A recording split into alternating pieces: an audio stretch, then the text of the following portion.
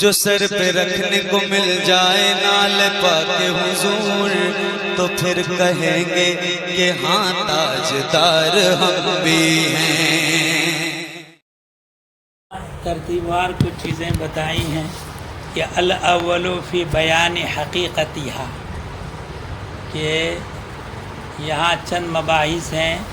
پہلا مبحث ہے نیت کی حقیقت کے بیان میں، اور دوسرا مبحث ہے اس چیز کے بیان میں جس کے لیے نیت مشروع ہوئی ہے، نیت کا حکم لگایا گیا ہے جس چیز کے لیے، اس کے بارے میں یہ ہے۔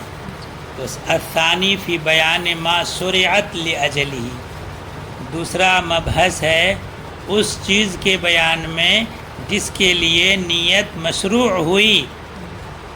قالوا، فقہا نے فرمایا ہے کہ المقصود منہا تمییز العبادات من العادات، تو اس سے مقصود نیت سے عبادات کو عادات سے ممتاز کرنا، تاکہ عادتاً ہے یہ فعل یا بطریق عبادت ہے، یہ عبادت عادت سے ممتاز ہو جائے، اور بعض عبادات کو دیگر بعض عبادات سے ممتاز کرنا، کما فی النہایہ، جیسا کہ نہایہ اور فتح القدیر میں ہے۔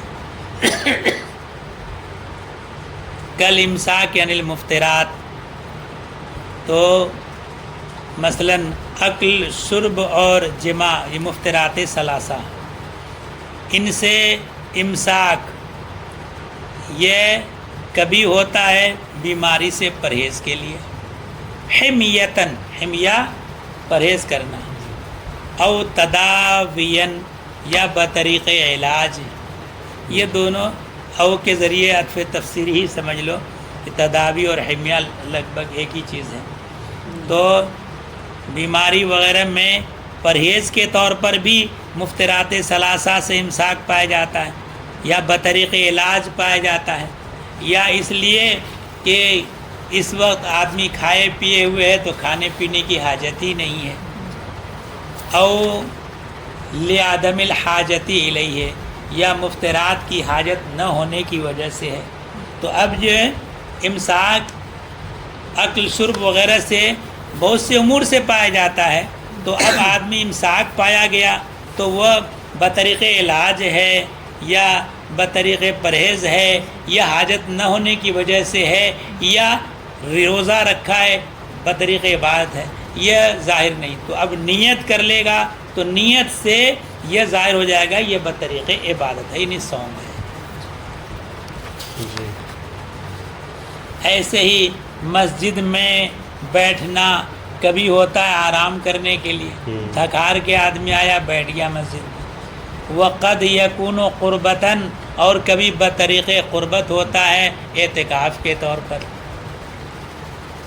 اور ایسے ہی لہٰذا جب مسجد میں بیٹھنا بطریق استراحت بھی ہے اور بطریق قربت بھی ہے، تو اس لیے نیت کی ضرورت ہوئی تاکہ جہت قربت متعین ہو جائے۔ اور ایسے ہی کسی کو مال دینا کبھی ہوتا ہے بطریق ہبہ، ویسے ہی او لغرض دنیوی، یا دنیاوی غرض کے لیے، اپنے اوپر سے دفع ظلم کے لیے، یا کوئی اور غرض ہے نا۔ وقد یکون قربتاً کا زکاتن اور صدقتن، اور کبھی کسی کو مال دینا بطریق قربت ہوتا ہے جیسے زکوٰۃ ہے یا صدقہ ہے، صدقہ فطر ہے۔ اچھا، لہذا اب دیتے وقت نیت سے ہی متعین ہوگا کہ بطریق زکوٰۃ دے رہا ہے یا کسی دنیاوی غرض کے لیے دے رہا ہے۔ اچھا، ایسے ہی جانور کو ذبح کرنا کبھی ہوتا ہے کھانے کے لیے، فیکون مباحا، تو مباح ہوگا، یا مندوب ہوگا۔ مندوب کیسے کہ جانور ذبح کر کے گوشت غریبوں میں تقسیم کر دیں گے تو مندوب ہو جائے گا۔ او للاضحیۃ، یا اضحیہ کے لیے، فیکون عبادتاً، تو وہ عبادت ہو جائے گا۔ او لقدوم امیر، یا امیر کی آمد کے لیے جانور ذبح کیا۔ ایک تو ہوتا ہے کہ امیر آ رہے ہیں اور امیر کی آمد پر جانور ذبح کر کے لوگوں کو کھلانا، ذبح کرے گا بسم اللہ کے طور پر، وہ نہیں، امیر کی آمد ہی کے لیے، اسی کے یعنی جانور کے ذبح سے امیر کی تعظیم مقصود ہے، جی ٹھیک ہے نا. بلی سے رکھا. ہاں تو فیکون حراما او کفرن، یا تو حرام ہوگا یا کفر ہوگا، علی قول، ایک قول پر. جی لہذا جانور کا ذبح کرنا جب متعدد وجوہ کے لیے ہے تو اس صورت میں اب جہت قربت کی تعین کے لیے نیت ضروری ہوگی. ثم التقرب الی اللہ تعالی یکون بالفرض والنفل والواجب، اور اللہ کی بارگاہ میں تقرب یہ فرض کے ذریعے بھی ہوتا ہے، فرض نماز پڑھ کے، واجب نماز پڑھ کے، نفل نماز پڑھ کے بھی ہوتا ہے. تو اب جو ہے تو سب عبادت ہی، مگر عبادت میں نوعیں مختلف ہیں، تو ان نوعوں میں سے بعض نوع کی تعین کے لیے نیت ضروری ہوگی. فشریت لتمیز بعضها عن بعض، تو نیت مشروع ہوئی ہے بعض کو دوسرے بعض سے، مثلا فرض کو نفل و واجب سے، یہ واجب کو نفل و فرض سے ممتاز کرنے کے لیے. جی فَيُفَرَّعُ عَلَى ذَلِكَ أَنَّ مَا لَا يَكُونُ إِلَّا عِبَادَةً وَلَا يَلْتَبِسُ بِغَيْرِهِ لَا تُشْتَرَطُ فِيهِ. تو اس پر یہ بات تفریق کی جاتی ہے کہ جو نہ ہو مگر بطریق عبادت ہی، أَنَّ مَا لَا يَكُونُ إِلَّا عِبَادَةً، جو چیز ایسی ہو جو عبادت محض ہے، صرف عبادت ہی ہے جی اور اس میں دوسرا پہلو نہیں ہے، اور غیر کے ساتھ اس کا التباس نہیں ہے، تو اس میں نیت شرط نہیں ہے. بغیر نیت وہ فعل ہو جائے گا. جیسے ایمان باللہ، اللہ تعالیٰ پر ایمان، تو اللہ تعالیٰ پر ایمان تصدیق قلبی، یہ ایمان باللہ کسی اور دوسرے غرض کے لیے نہیں ہوتا، خالص عبادت ہے. تو عبادت خالصہ ہے. جی. تو یہاں نیت کی حاجت نہیں ہے. بغیر نیت کے بھی اگر ایمان پا لیا جائے تو معتبر ہوگا، ٹھیک ہے نا. کما قدم نہ ہو، جیسا کہ ہم نے پہلے اس مسئلے کو بیان کر دیا. اور ایسے ہی معرفت اور خوف اور رجا اور نیت اور قرأت قرآن اور اذکار، یہ سب جو ہیں یہ جہت عبادت اس میں متعین ہے، تو بغیر نیت صحیح ہے، ٹھیک ہے، نیت کی حاجت نہیں. لأنها متمیزة لا تلتبس بغیرها، اس لیے کہ یہ متمیز ہیں اور غیر کے ساتھ ان کا التباس نہیں ہے. یہاں ان سب کا ذکر کیا، معرفت، خوف، رجا، نیت، قرأت قرآن اور دیگر اذکار. جی تو یہ فرماتے ہیں کہ صراحتاً میں نے ایمان کے علاوہ اور چیز کو میں نے نہیں دیکھا، کہ ما عدل ایمان لم ارہ صریحاً، جی. ایمان کے علاوہ باقی کو میں نے صراحتاً نہیں دیکھا. لیکن ولکنہ مخرج علی الایمان المصرح بہ، ایمان جس کی صراحت کر دی گئی ہے اسی پر تخریج کر کے یہ سب نکالے جا رہے ہیں. جی. کہ جس طرح سے ایمان غیر کے ساتھ ملتبس نہیں ہے، وہ عبادت ہی ہے، جی. تو ویسے یہ سب ہیں کہ وہ عبادت ہی ہے.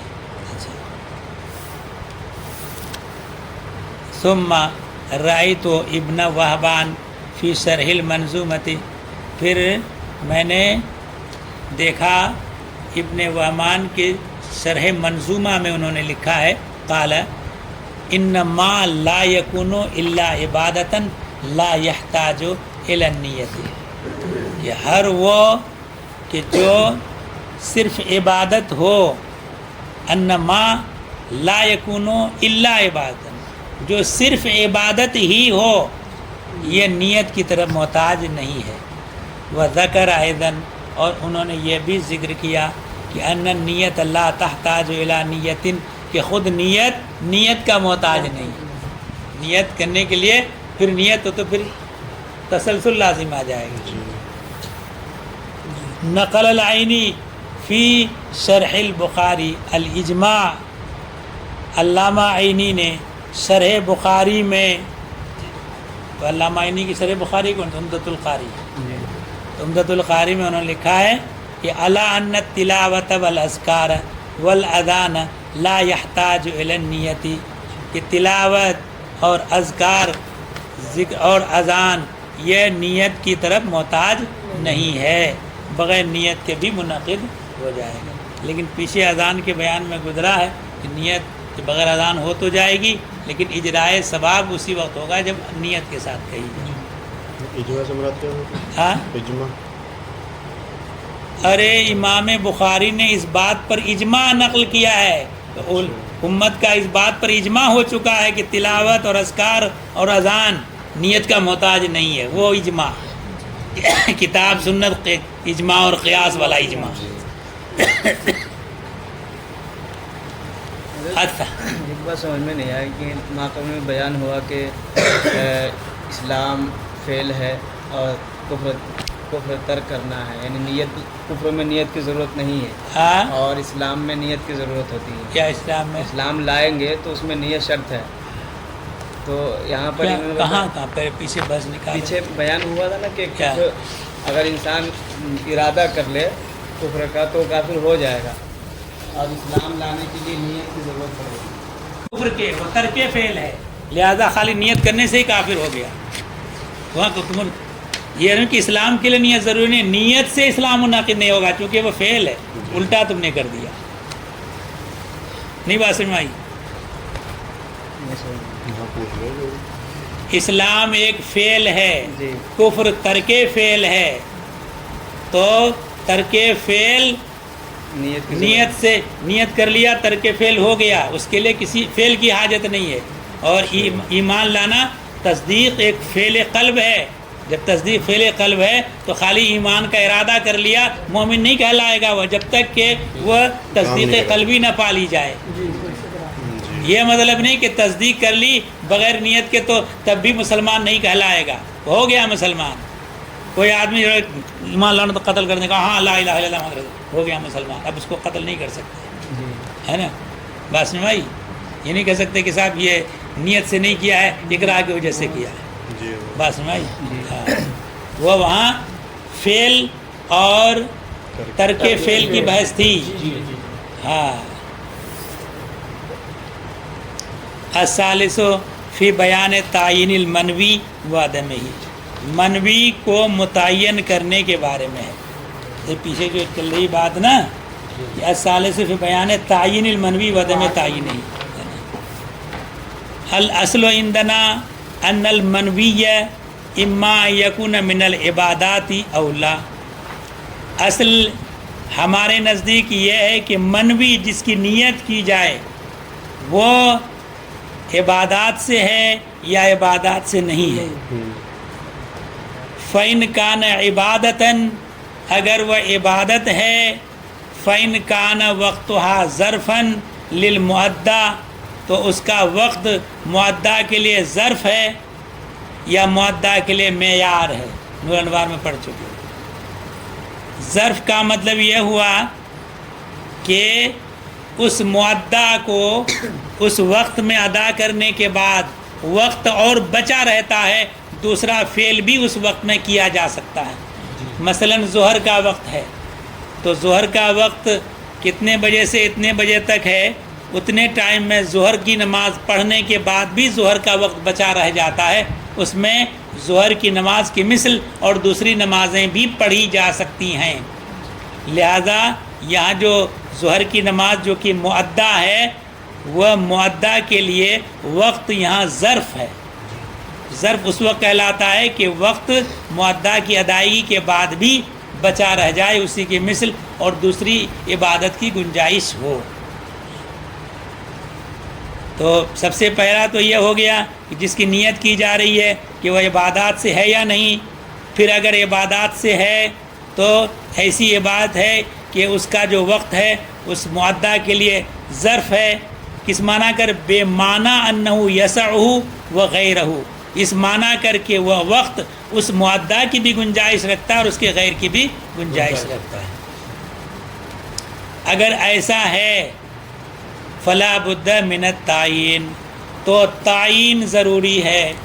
یہ خالی ہے کہ جناب میں نے نیت کی نماز کی، ظہر کی نماز ادا نہیں ہوگی.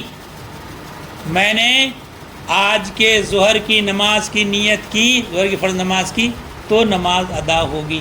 کیوں؟ اس لیے کہ جب اتنے بجے سے لے کے اتنے بجے تک ظہر کی بھی نماز پڑھی جا سکتی ہے، دوسرے دن کی قضا بھی پڑھی جا سکتی ہے، نوافل بھی پڑھی جا سکتی ہے، تو تم نے فرض ہی کی پڑھنا شروع کیا، یہ متعین نہیں ہوا. تو اس لیے تعین ضروری ہوگی. کصلاۃ، جیسے کہ نماز، کہیں ینویہ، جیسے نیت کرے ظہر کی. فَإِن قَرَنَهُ بِالْيَوْمِ كَظُهْرِ الْيَوْمِ صَحَّ، تو اگر اس کو مقارن کیا یوم سے، اب میں نے آج کے ظہر کی نماز کی نیت کی، آج کے ظہر کی نماز کی نیت کی، تو صورت میں صحیح ہے، نماز ظہر کی ادا ہو جائے گی. ٹھیک ہے، چاہے ظہر کا وقت ابھی باقی ہو تب بھی ظہر کی نماز ہو جائے گی، اور ظہر کا وقت نکل گیا، عصر کا وقت شروع ہو گیا، تب بھی ظہر کی نماز ادا ہو جائے گی، کیونکہ آج کے ظہر کی نماز کی نیت کی ہے. اور اگر یہ کہا کہ میں نے اس وقت کی نماز کی میں نے نیت کی، تو صورت میں اگر ظہر کا وقت نکل گیا تو پھر ظہر کی نماز نہیں ہوگی، کیونکہ وقت ظہر کا ختم ہو چکا ہے. ٹھیک ہے نا؟ ہاں، عبارت دیکھو. فَإِن قَرَنَهُ بِالْيَوْمِ، اگر الیوم سے اس کو مقارن ملایا، جیسے یوں کہا کہ نویتو ظہر الیوم صح، تو صحیح ہو گیا. وَإِن خَرَجَ الْوَقْتِ، اگرچہ وقت نکل گیا ہو ظہر کا، او بالوقت، یا اس کو مقارن کیا وقت سے، جیسے کہا نویتو فرض الوقتی، اس وقت کی فرض نماز کی میں نے نیت کی، ولم یکن خرج الوقت، اور وقت ابھی نکلا نہیں ہے، تو صحیح ہو گیا ہے. فَإِن خرج، اگر وقت نکل گیا ہے، وَنَسِيَهُ، اور یہ بھول گیا کہ وقت نکل گیا ہے، لا یجزیہ فی الصحیح، صحیح مذہب میں یہ نیت کافی نہیں ہوگی. ٹھیک ہے. وفرض الوقت کا ظہر الوقت الا فی الجمعہ، اور فرض الوقت جو ہے یہ ظہر الوقت کی طرح ہے کہ اس وقت کی ظہر کی نماز کی نیت کی، اور ایسے ہی اس وقت کی فرض کی نماز نیت کی، یہ اسی کی طرح ہے سوائے جمعہ کے. فَإِنَّهَا بَدَلٌ لَا أَصْلٌ، اس میں اختلاف ہے کہ یہ جو جمعہ ہے یہ بدل ہے، اصل نہیں ہے. اصل ہے ظہر کی نماز، اور ظہر کے بدلے میں ہے جمعے کی نماز. مگر بعض فقہاء نے کہا ہے کہ یہ اصل ہے جمعے کی نماز شہر میں، اور اگر کسی نے کسی وجہ سے نہیں پڑھی یا نہیں پڑھ سکا، قید میں بند ہے، مسافر ہے، معذور ہے وغیرہ، یا اندھا ہے، مسجد جا نہیں سکتا، تو اس کے اوپر ظہر کی نماز اس کے بدلے میں ہے. الا ان یکون اعتقادہ انہا فرض الوقت، مگر یہ ہے کہ اگر فرض الوقت کہا تو اس سے جمعے کی نماز گویا کہ نہیں ہوگی. ہاں، اگر اس کا اعتقاد یہ ہے کہ اصل جمعے کی نماز ہی فرض ہے، تو صورت میں فرض الوقت کہنے سے جمعے کی نماز ہو جائے گی، جیسا کہ امام ظفر کا یہی مذہب ہے. الا ان یکون اعتقادہ انہا فرض الوقت، مگر اس صورت میں جب کہ اس کا اعتقاد یہ ہو کہ یہ فرض وقت ہے. فَإِن نَوَى الظُّهْرَ لَا غَيْرَ، اور اگر کسی نے ظہر کی نیت کی اور اس کے علاوہ نہیں، یعنی جمعے کی نماز میں ظہر کی نیت کر لی، تو اس میں اختلاف کیا گیا ہے، اور اصح یہ ہے کہ جواز ہے، یعنی جمعے کی نماز ہو جائے گی. اچھا، قالو کہ تعین جو ضروری ہے نماز کے لیے، تعین کی علامت اور پہچان کیا ہے، کہ کیسے معلوم ہوگا اس نے تعین کی ہے. تو کہا ہے کہ تعین کی علامت یہ ہے کہ ان تکون و بحیث ہو، کہ اس حیثیت سے ہو کہ اگر پوچھا جائے کہ کون سی نماز پڑھ رہے ہو، یمکنہ ان یجیب بلا تعمل، بغیر سوچے کہہ سکے کہ فجر کی نماز، ٹھیک ہے نا. اور اگر پوچھا کون سی نماز پڑھ دو، ارے ہاں فجر کی، تو نیت گویا کہ تعین نہیں ہے.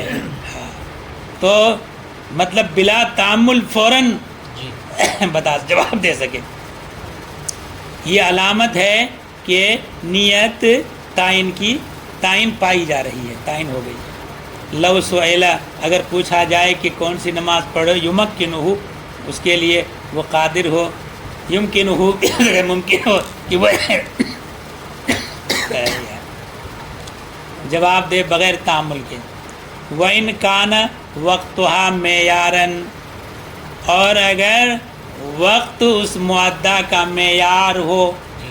معیار کا مطلب یہ ہے کہ جو عبادت اس وقت میں مشروع ہے اور وہ وقت اس عبادت کے لیے موقت ہے، اس وقت میں اسی کے مثل دوسری عبادت کی گنجائش نہ ہو، جیسے روزہ. ہاں تو یہ معیار ہے، وقت یہاں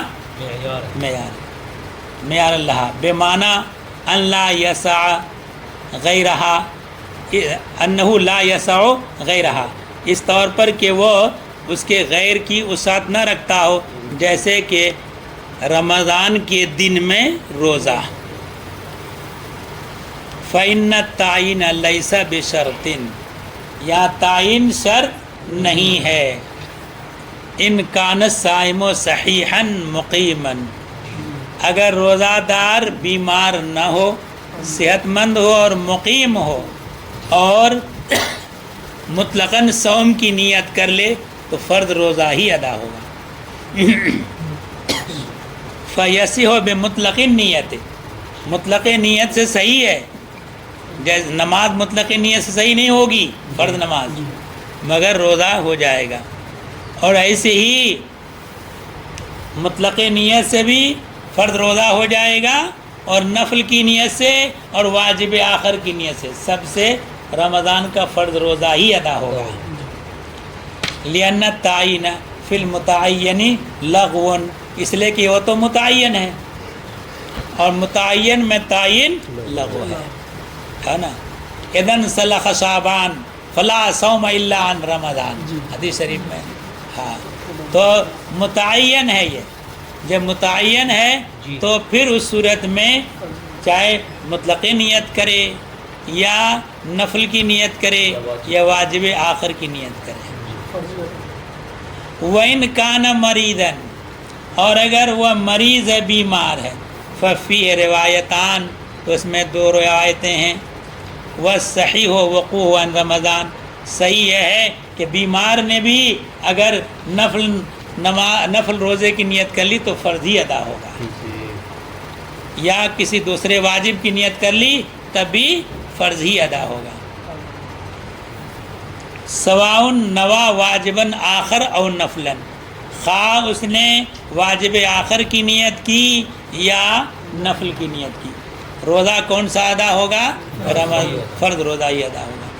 وعمل مسافر، رہا مسافر، فإن نوا عن واجب آخر، اگر واجب آخر کی نیت کی، وقع عما نوا، تو اس کی طرف سے واقع ہوگا جس کی نیت کر لی ہے، کیونکہ سفر میں اس کو رخصت دی گئی ہے کہ فَإِدَةٌ مِّنْ أَيَّامٍ أُخَرَ، کہ دوسرے دنوں میں روزہ رکھ لے تو ہو جائے گا. تو اب اگر اس نے اپنے اوپر مشقت برداشت کر کے روزہ رکھ ہی لیا تو اس کو اختیار ہے کہ رمضان کا روزہ رکھے یا دوسرا روزہ رکھے. لا ان رمضان وفی النفل روایتان، اور مسافر اگر نفل روزہ رکھے تو اس میں دو روایتیں ہیں. والصحیح وقوع عن رمضان، اور صحیح یہ ہے کہ رمضان ہی کا ہوگا.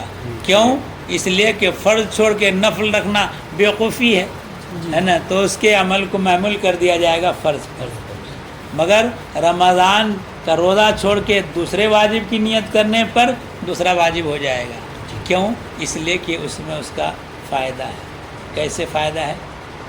पिछले साल के रोज़े कुछ छूट गए थे, वालेकुम सलाम, उन रोज़ों की क़ज़ा नहीं की है और रमज़ान में मुसाफिर हो गया, तो अब मामला ये है कि रमज़ान के बाद ही ईद के दिन अगर मर जाए तो इस साल के जो रोज़े रमज़ान के छूट गए सफ़र की हालत में, इन रोज़ों का मुआख़ज़ा नहीं है लेकिन पिछले साल के जो रोज़े छूटे हैं उसका मुआख़ज़ा है। तो आदमी सफ़र की हालत में पिछले सालों के रोज़े की नियत कर ले क़ज़ा की, ताकि मुआख़ज़े से बच जाएं। इस साल का रोज़ा अगर बाद में मौका मिल गया तो रख लेंगे, नहीं मौका मिल गया तो मुआख़ज़े तो बच जाएंगे, तो उसका फ़ायदा हुआ ना। हाँ, तो वाजिब आखिर की नियत कर सकता है। चलो बस करो।